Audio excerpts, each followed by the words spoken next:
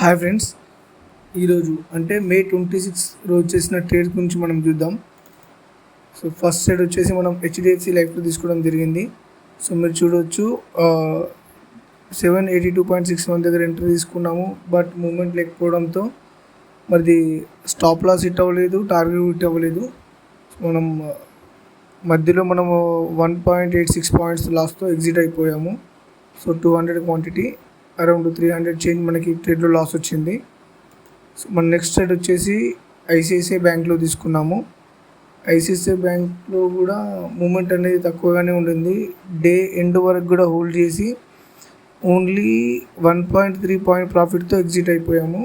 దీంట్లో 100 క్వాంటిటీ తీసుకోవడం జరిగింది. అరౌండ్ 130 రూపీస్ అట్లా ప్రాఫిట్ వచ్చింది.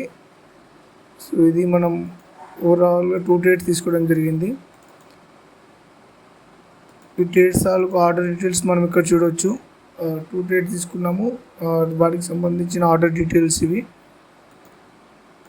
పొజిషన్ చూసుకోవచ్చు. మనకు పొజిషన్లో వచ్చిన గ్రాస్ పిఎన్ఎల్ అయితే గ్రాస్ లాస్ అయితే 235.4 రూపీస్, 235.40 పైసా.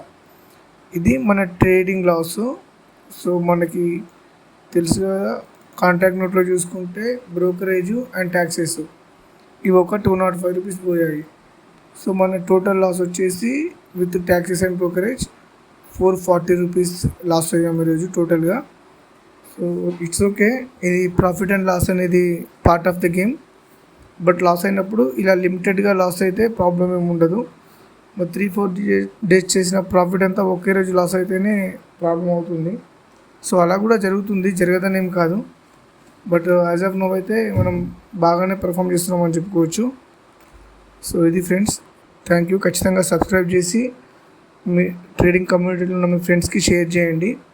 ఇలానే రియల్ ట్రేడ్స్ చూపించడం జరుగుతుంది. లాస్ అయినా కూడా చూపించడం జరుగుతుంది, ప్రాఫిట్ అయినా కూడా చూపించడం జరుగుతుంది. Thank you.